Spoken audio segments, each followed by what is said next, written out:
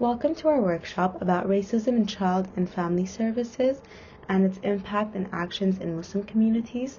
This workshop is hosted by Muslim Children's Aid and Support Services and funded by Heritage Canada. In this workshop, we'll discuss racism in child and family services and how it affects Muslim families and children. We'll look at the real challenges Muslim families face, and not just in child welfare, but in schools, healthcare, and others. Our goals for today's workshops is to equip you with developing a deeper understanding and also practical tools to address systematic issues that affect Muslim families and communities. We aim to build awareness of, the racism that exists in different institutions such as child welfare, education, and healthcare. We're also hoping that by the end of this, you will be aware of the challenges that Muslim families encounter when they're navigating child family services. Also be provided with impactful community-led models, organizations, and strategies that are already making a tangible difference that you can reach out to if needed. And our goal is to also inspire action, to really leave you with concrete steps and a renewed commitment to advocate for meaningful change in your community and professional sphere. We'll start by exploring how racism takes a toll on Muslim children and families. Muslim kids across North America often face discrimination early on that stays with them. It affects how they see themselves, how they feel safe, and whether they believe they truly belong. Research shows that Muslim youth are bullied and treated unfairly at much higher rates than many of their peers, and it does not stop at schools. These experiences are part of something bigger. It's systems that weren't built with Muslim families in mind. In child welfare, workers may not understand Muslim families' life or religious practices, and as such, they make assumptions and stereotypes that can impact families. And unfortunately, families end up feeling judged instead of supported. It's really not about one person's intent, it's about the systems that keep missing the mark for Muslim children and families constantly. This has real consequences for kids' well-being, their trust, and their futures. Pause and reflect. How might unconscious bias be affecting your interaction with Muslim families in your professional or personal life? What patterns have you noticed in your workplace or community? Now we'll examine racism in child welfare and the barriers and consequences that are faced by Muslim families and Muslim kids. When Muslim children end up in foster care, they often face continued challenges. They're placed in homes where no one shares their faith, and it's not because it's better for them, it's because there aren't enough Muslim foster families available. And this changes everything for a child that's already going through so much. I want you to imagine being separated from your family and then also losing touch with the things that ground you. The food that you eat, the prayers that you say, the way that you dress, the community that feels like home. These aren't small details, they're the foundations of many children's lives. Without someone who understands, halal meats, prayer times, modesty, or what Ramadan means, these kids can feel invisible and alone. It's more than a cultural mismatch, it's a deep loss, at a time when kids need connection most, and it adds another layer of hurt to already a painful experiences. Education systems also are spaces where Muslim children are facing barriers and consequences. Even though schools are intended to be safe spaces for learning and growth, they become battlefields where Muslim children are confronting persistent biases, painful microaggressions, and outright bullying. So we see this happen in different ways, whether it's systematic bias in the curricula that lacks to represent Muslim identities or perpetuate stereotypes. It can make Muslim students feel invisible or alone. There's often also peer bullying and discrimination, where Muslim children frequently face verbal and physical bullying due to their attire, their names, or perceived religious beliefs. And teachers and staff are not exempt from this. They often also hold their own biases that lead to differential treatment, unfair disciplinary actions, or a failure to adequately address incidents of discrimination. And all this does is it takes a mental health toll on Muslim students, where they're now, having issues of anxiety, of depression, a reduced sense of belonging. It impacts their overall well-being and their academic engagement, and they just don't feel that school is safe for them anymore. So how do we change these problems in the education system? The problem is that Muslim students report frequent experiences of racialized bullying and Islamophobia in schools, and Embrace Race research shows these experiences significantly impact mental health, academic performance, and long-term educational outcomes. The psychological burden of constant vigilance and anticipation of discrimination affects learning capacity and meaningful school engagement. Additionally, there are systematic gaps because most school curricula lacks meaningful anti-racist education that addresses Islamophobia specifically and comprehensively.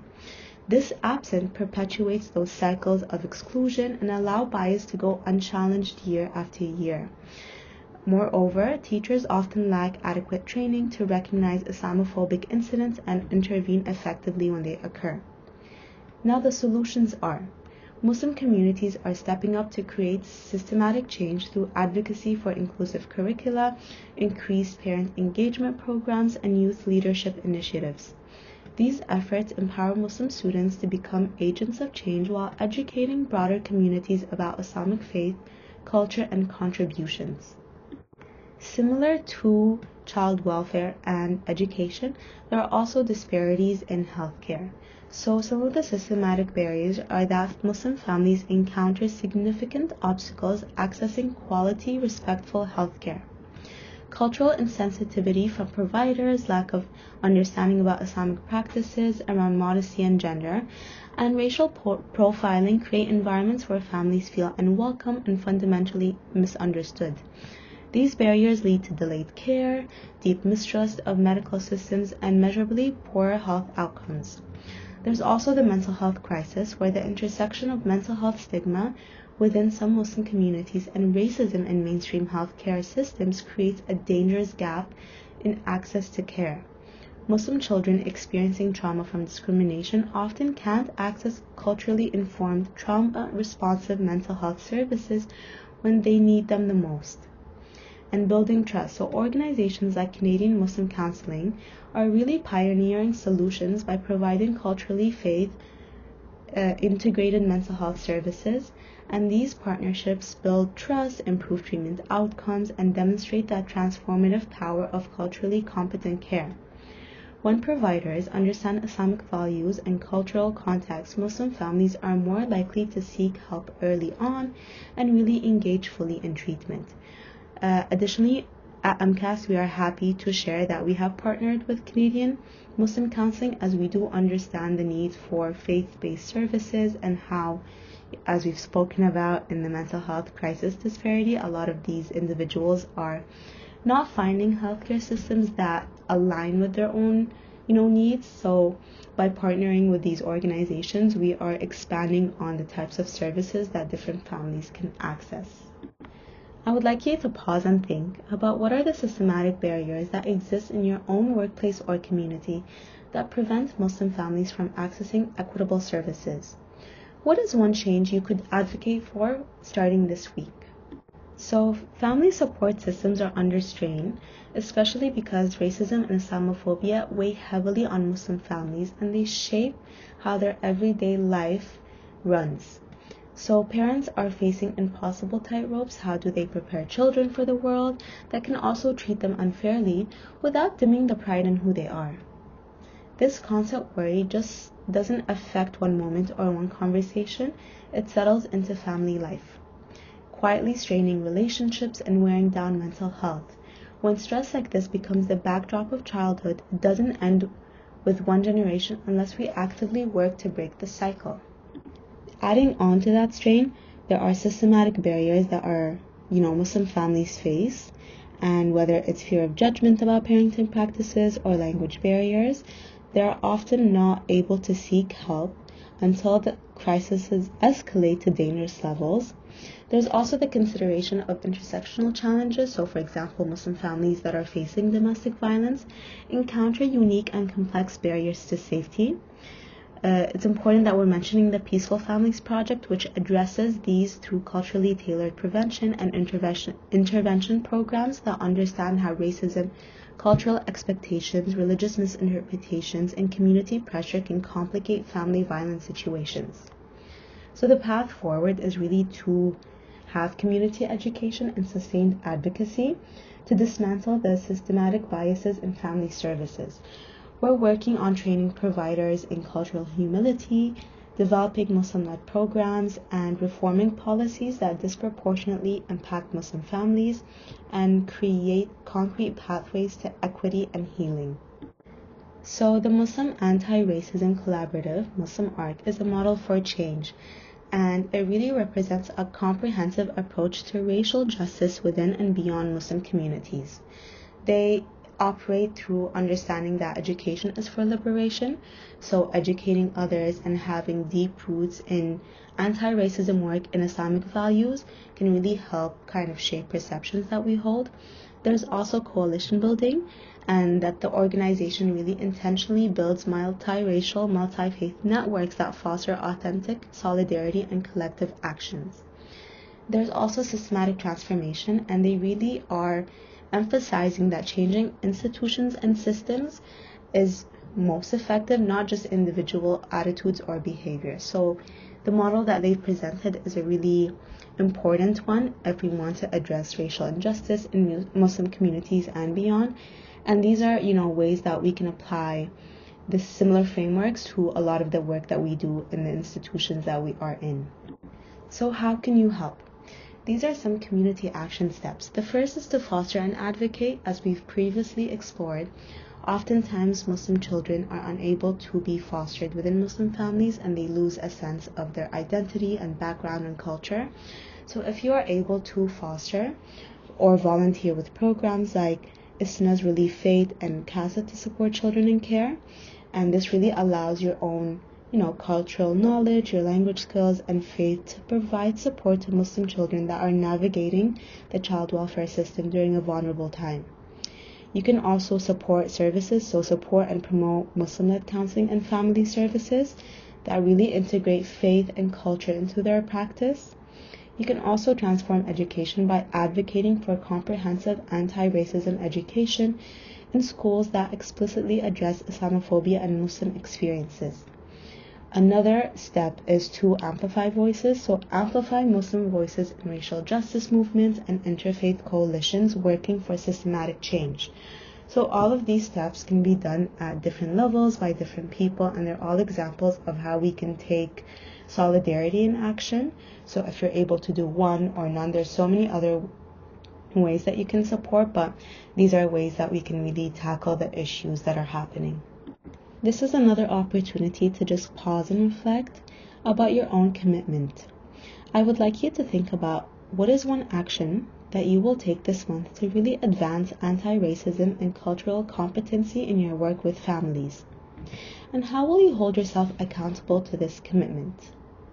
On this page, we've provided resources for families and communities that you can share with the families or individuals that you work with. So examples are Nisa Homes, there's Toronto Muslim Counseling Services, MCAS is who we are. As you know, we provide comprehensive social services and really community and faith-based programs for Muslim families and newcomers in the GTA. A lot of our work is about integration and really thriving in their own communities and supporting in what they need. Another example is Muslim Community Services, and there's also the National Council of Canadian Muslims, the Toronto chapter, or there's so many chapters depending on where you live. So please take a look at these foundations and these organizations. There's also many more, but these are ones that we would recommend as you work with families to share. So as we come to an end for this workshop, some of the key takeaways that we really want you to consider are that systematic challenges are detrimental and are present in child welfare, in education and healthcare, and they lead to harmful misrepresentations of cultural practices, disproportionate interventions, and significant barriers to accessing equitable services and support. It's also important that we have these essential training opportunities to ensure that, we are comprehensively addressing anti-racism curricula and also providing frontline workers, especially those that work with families, the tools and the knowledge they need to interact in a way that preserves the family's dignity, but also through humility and understanding. We offered also community-led solutions, so ways, a framework like the Muslim ARC framework, but also other kind of ways that you can drive real, measurable, positive change. And really looking at this as a collective commitment, it only works once everyone tries their best and takes steps one foot into this work. Together, we can really build child and family services that are truly equitable, just and respectful of cultural and religious diversity. And these are systems that prioritize every child's well-being while honoring their identities, families, and communities. Thank you for listening to our workshop today. As you know, together we are building this anti-racist child and family services look for the future, and we're hoping that by the end of this you are moved to try one of the changes. Again, racism truly inflicts deep lasting harm on Muslim children and families. It disrupts their education, it fragments family bonds, it limits healthcare access, and creates systematic barriers to thriving.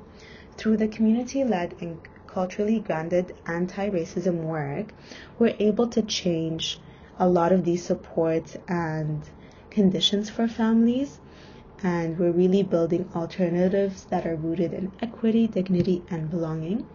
Thank you for listening. If you have any questions, please reach out to us at Muslim Children's Aid and Support Services.